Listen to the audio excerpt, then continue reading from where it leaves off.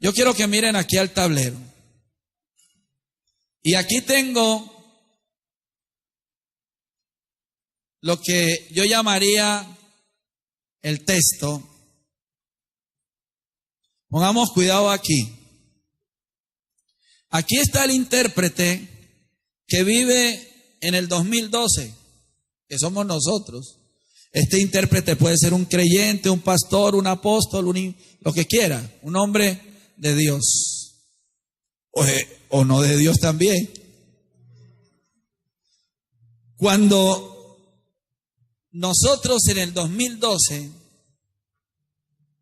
abrimos este libro en cualquier página, se produce una explosión, un choque de culturas.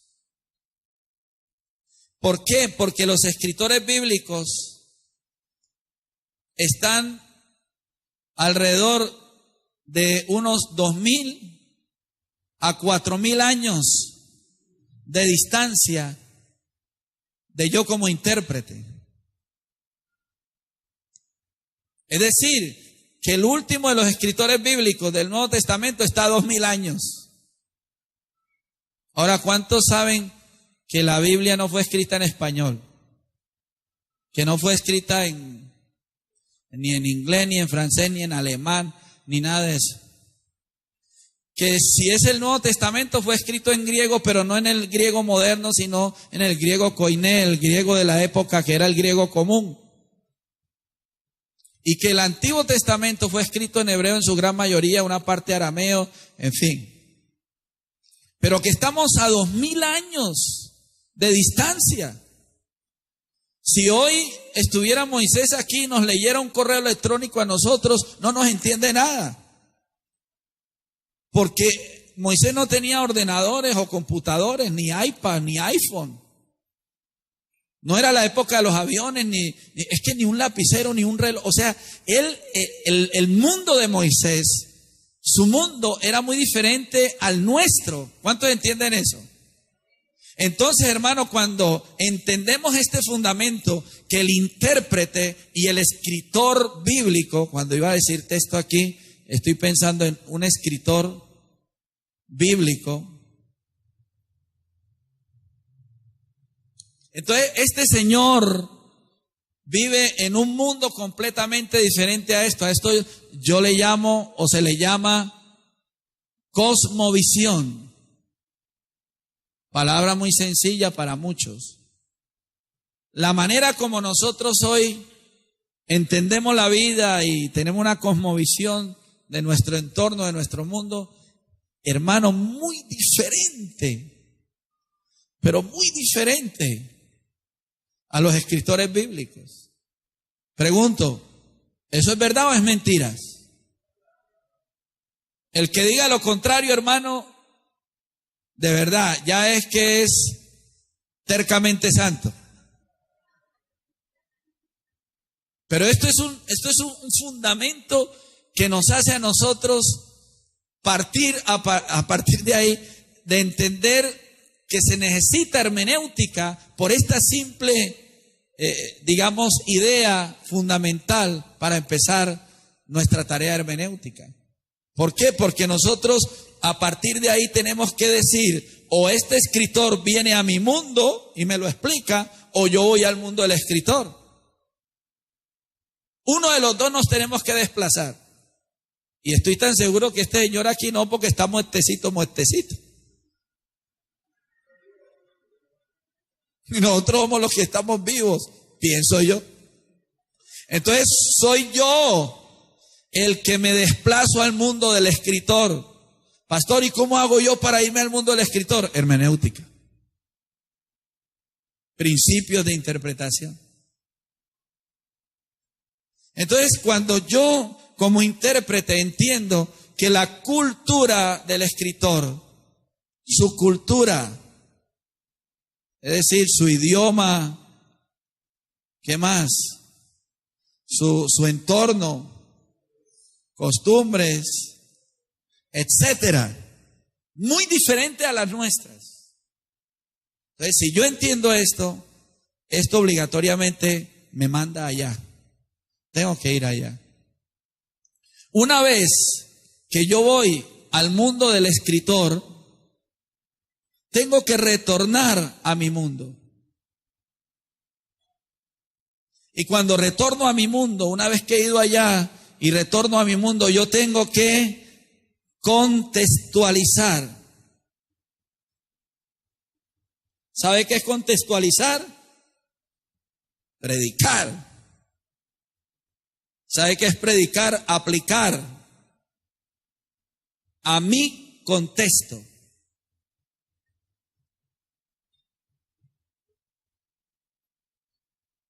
Tengo que irme allá. Y una vez que yo estoy ahí en el mundo del escritor, ¿cómo fue que fue? Entonces yo no me puedo quedar ahí. Yo tengo que volverme a mi mundo. Y aquí ya tengo un auditorio al cual yo tengo que contextualizar la palabra. ¿Qué es contextualizar?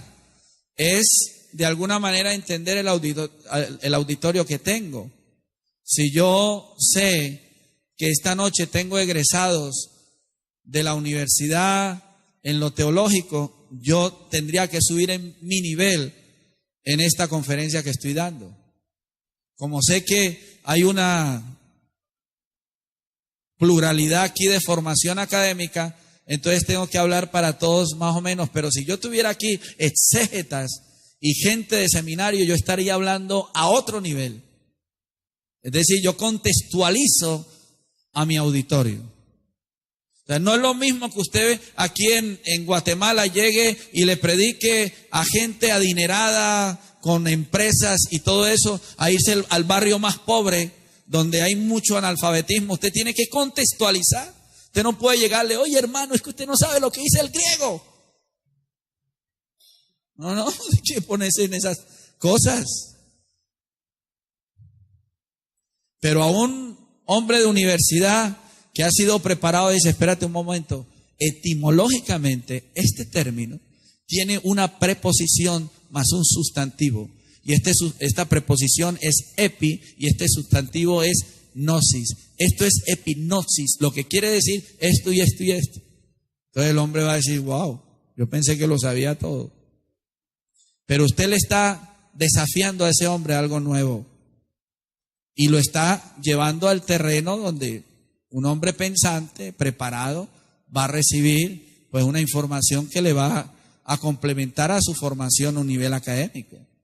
Entonces, yo contextualizo también de acuerdo al auditorio que tengo, porque no es lo mismo compartirle a los hermanos de una congregación donde todos están consagrados a predicarle a la guerrilla de la FARC en Colombia. Aquí el apóstol estuvo en muchos sitios allá en Colombia. Y estoy tan seguro que contextualizar ahí no es fácil.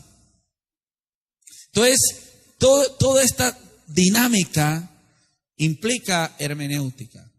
Entonces, nuestro primer fundamento tiene que ver con esto, con que el escritor debe ir, el intérprete tiene que ir al mundo del escritor, y una vez que va al mundo del escritor se da cuenta de lo siguiente. No voy a borrar esto todavía.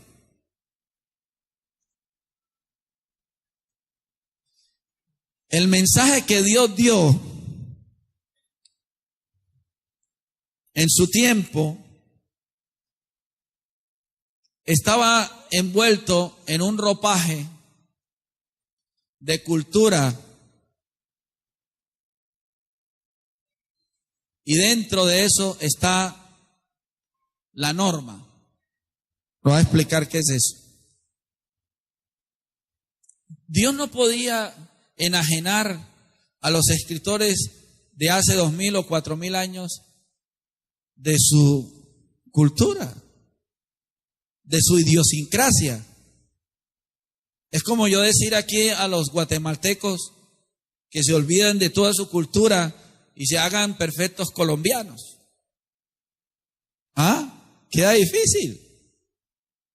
Entonces, cuando nosotros entendemos que cada uno se ha criado en un entorno y ese entorno lo ha forjado y formado, entonces él tiene una cultura, él no se puede enajenar de esa cultura. No la puede. Espérate, Señor, tú me vas a usar a mí. Espérate, que es que yo me quito las sandalias, me quito la túnica, me quito el turbante, me quito. No, Dios respetó el mundo en el que inspiró a los escritores del Antiguo Testamento, lo respetó. Entonces, ¿cuál es la tarea del hermeneuta? La tarea de la hermenéutica, del hermeneuta, es separar cultura de norma. Hay muchas cosas que están escritas en la Biblia que son propios de la cultura del escritor, que nada tienen que ver. Es que hay gente que no lo entiende. Yo a veces me quedo realmente impresionado con algunas hermanas que insisten en ponerse velo en la cabeza. O insisten en una serie de, bueno, yo no sé aquí cómo va a ser, la suelto. Hay hermanos, muchas congregaciones que se visten de túnicas y empiezan con estandartes y banderas por toda la iglesia, haciendo una imitación de la cultura hebrea. Está mala, ni de hebreo tiene eso. Y entonces cogen el chofar. Y entonces, yo he estado en congregaciones donde han sonado el chofar. O sea, la gente están orando, Señor, gracias. Pero de pronto hay un tío por allá que detrás de la puerta toca el chofar. Y todo el mundo siente la presencia de Dios en ese momento. ¡Aleluya!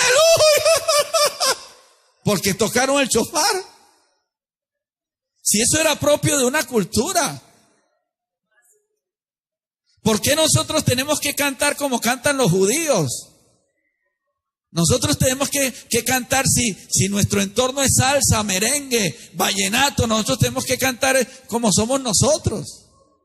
Entonces hay hermanos que se ponen. Entonces, yo no sé de dónde salen con eso. A nosotros los colombianos nos va a tocar bailar como bailaban los indígenas. Entonces no hay tal, hay que separar lo que es cultural de lo que es norma.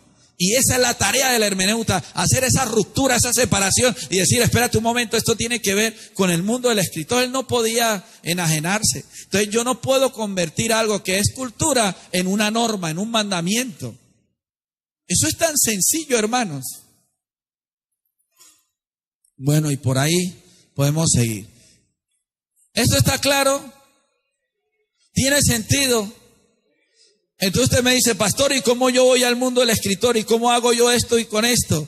¿Cómo separo la norma de la cultura? Hermenéutica, es lo que le voy a enseñar. Que todavía no empezamos. Es que yo los quiero dejar a ustedes con hambre.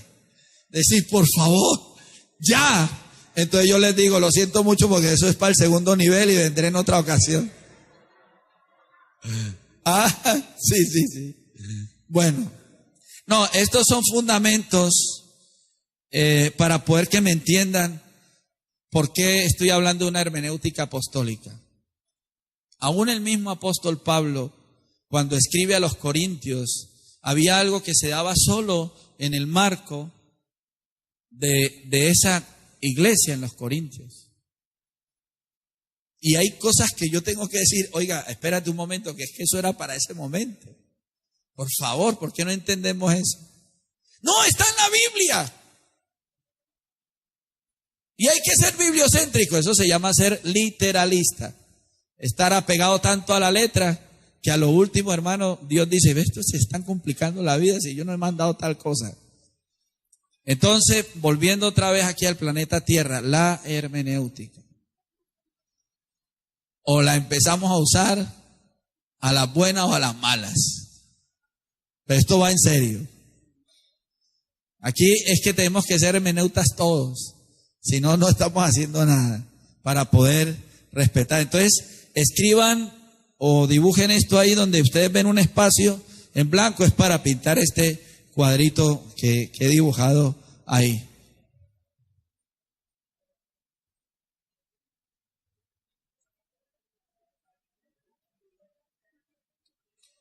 Vuelvo y digo, si usted tiene alguna inquietud, escríbame en un papelito la pregunta. Si no, pues nos estamos entendiendo. Sí, ese está mal. Bien. Segundo fundamento, ¿ya escribieron? Muy bien.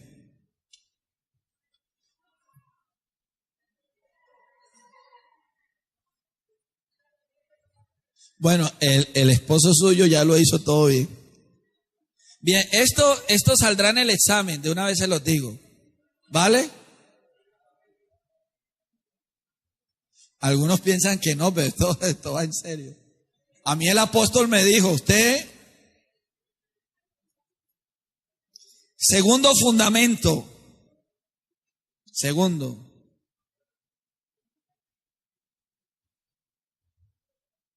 gracias hermano.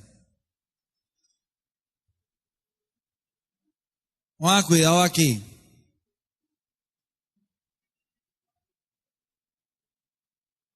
La historia de la iglesia, o más bien la historia de Israel, no escriban, solo pongan atención aquí. Después escriben.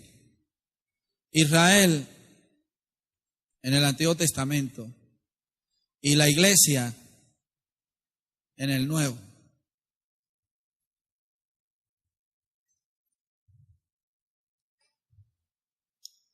La historia de la iglesia desde la creación, vamos a poner aquí, hasta el 2012, la historia de Israel y la historia de la iglesia están determinadas, causa-efecto, por la interpretación, dice José M. Martínez en su libro, Una hermenéutica bíblica. Israel y la iglesia están determinadas por la interpretación que tanto Israel como la iglesia hagan de los textos bíblicos. Otra vez, Israel, teniendo aquí en este pueblo patriarcas, sacerdotes, reyes y profetas, y teniendo la iglesia de este lado apóstoles, profetas y el resto de ministerios, maestros, etcétera, etcétera. La manera como patriarcas, sacerdotes, reyes, profetas del Antiguo Testamento interpretaron la Torá, le marcaron el destino a Israel. Cuando Dios ha dado su palabra y esa palabra requiere ser interpretada y se hace bien o se hace mal, eso marcará el destino tanto de Israel en su tiempo como de la iglesia. ¿Eso está claro? Por eso es que la hermenéutica es algo muy serio, porque dependiendo cómo se interprete, así nosotros le vamos a marcar el destino a la futura generación de la iglesia que tenemos hoy. Mire, Marco Witt, Juan Carlos Alvarado, Marco Barrientos, este chiquitico de Costa Rica, Danilo Montero, entre otros. En un momento puntual de la historia del cristianismo en América Latina, direccionaron a la iglesia mediante sus canciones, de tal manera que la iglesia cayó en un trance, de tal manera que volvió al Israel del Antiguo Testamento y del Antiguo Pacto, porque la gente terminó danzando y haciendo una serie de cosas tocantes al Antiguo Testamento. Ahora ellos lo hicieron con amor, con cariño, son gente que tenían su talento, pero no fueron formados en el terreno de la hermenéutica de tal manera que nos pusieron a cantar el lenguaje del Antiguo Testamento para esta época, descontextualizando totalmente la palabra de Dios. ¿Cuántos cánticos no hay dígame un cántico que hoy día en su tiempo se cantó, que no tiene nada que ver con lo que deberíamos entender en torno a la revelación, sino que volvimos, retrocedimos. Hay cualquier cantidad de canciones que cantamos que no son fieles a una interpretación seria de lo que está escrito en la palabra del Señor tocante al nuevo pacto. Entonces, por eso, hermano, es que la interpretación le marca destino a la iglesia, o por ejemplo en este contexto a esta congregación. La manera como el pastor y sus líderes interpreten la Biblia le marcarán la dirección a esta congregación. Fíjese, ahora con lo de lo apostólico, que mucha gente lo interpreta mal y mucha gente se han ido de las congregaciones a pastores que están entendiendo lo apostólico porque a ellos les gusta el chofar, les gusta la bandera para un lado, para el otro, las túnicas y todo, entonces el candelabro. Yo he visto congregaciones donde venden todo lo de Israel, todo lo que tiene que ver con Israel. Hay muchos pastores que el Señor les dé iluminación, que consideran, hermanos, que ir a Israel es casi ya ganar la salvación porque Cristo ya no les ha servido de nada. Y algunos incluso van a Israel y se hacen bautizar en el Jordán, rebautizar. ¿Por qué? Porque Jesús se bautizó allí. Entonces, unos conceptos. Bien, la historia de Israel. Fíjense, les voy a poner un ejemplo. Aquí en este punto, Jerusalén. ¿Sabe la interpretación que surge de aquí y que va hacia allá tocante a Jerusalén?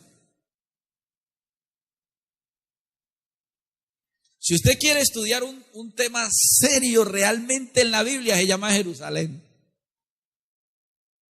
La tierra de los jebuseos. David la convierte en la Santa Sión.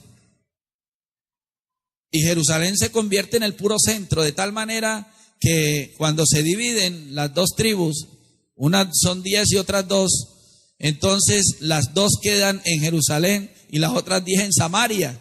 Roboán y Jeroboán dividen entonces a Israel, y entonces el uno dijo: no, yo no voy a hacer que la gente vaya a Jerusalén porque la gente sabe que Jerusalén es el centro. Entonces les inventó una religión en Samaria.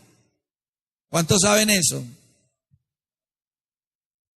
Sin embargo, los que fueron, en cuanto a las 10 tribus, siguiendo la línea de lo que se planteó en Samaria, se diseminaron y se prostituyeron, se enredaron, y quedaron los de Judea, los judíos, los fieles a la ley, los verdaderos. Por eso es que entre samaritanos y judíos no se tratan, porque los otros se habían pervertido.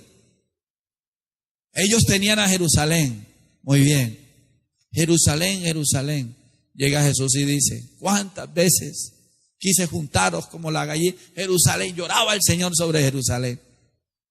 Y entonces el Señor se va y deja a los 12 discípulos, que llegaron a ser 11 y después 12. Y resulta que en ese sentido hay una persecución y todo el mundo sale despavorido de Jerusalén, menos los 12. Lea bien el libro de los Hechos de los Apóstoles. Todos se fueron menos los 12. ¿Ah? Los 12. ¿Cuántos han leído eso?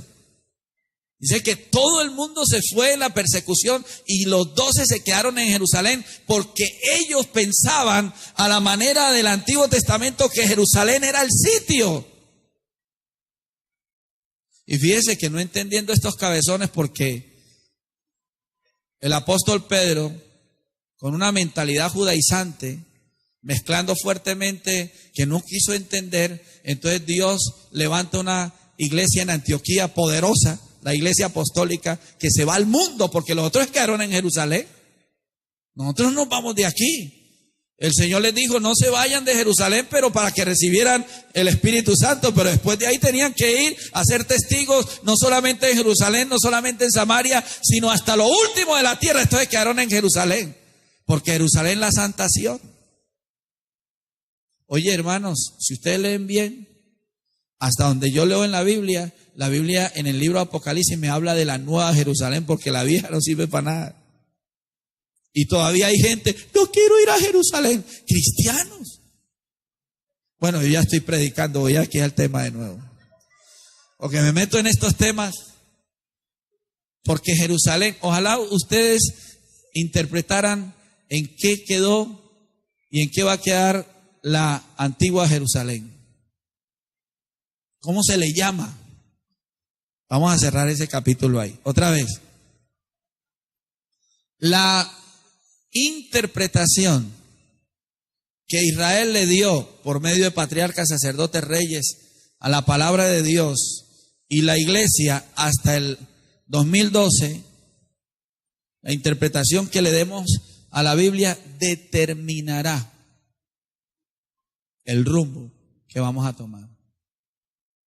Si dentro de nosotros hay buenos intérpretes, hermanos, entonces velaremos por lo que es verdadero. Si tenemos una cantidad de farsantes, ¿cómo fue que dijo Spurgeon al apóstol Basilio? Le gusta esta frase de Spurgeon. Carlos Haddon Spurgeon dijo: me temo que en los postreros días no habrán pastores que pastoreen las ovejas, sino que habrán payasos que entretengan las cabras.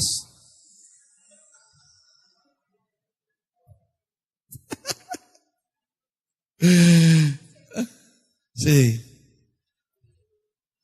Me temo que en los postreros, decía Spurgeon,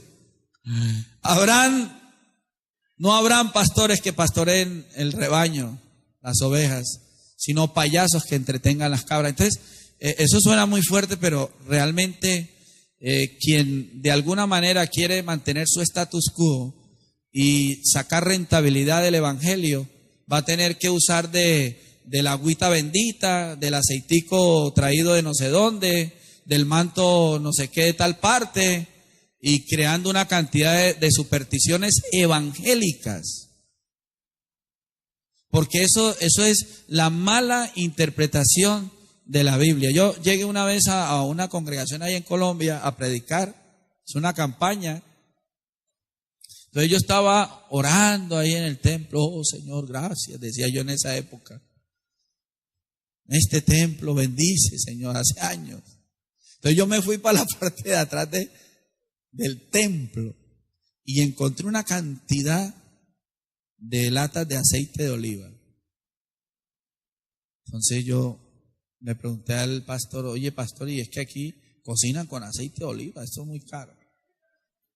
Me dijo, no, lo que pasa es que nosotros aquí le regamos aceite de oliva todos los domingos a la gente así, para que sean bendecidas. ¿Tú sabes lo que es llegar con una camisa como la que tiene el apóstol y que le tiren aceite encima?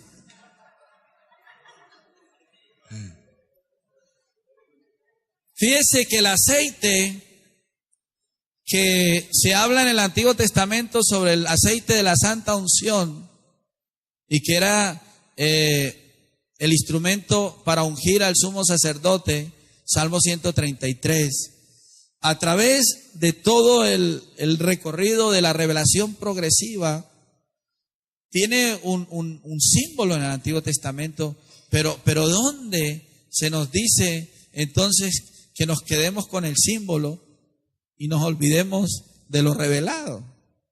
Porque la palabra Cristo en griego, cuando usted escribe Jesucristo, el Christos,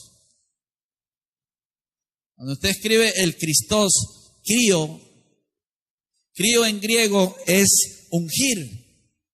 Por eso es que Cristo se llama Cristo, porque en griego ungir es crío, viene de ungir.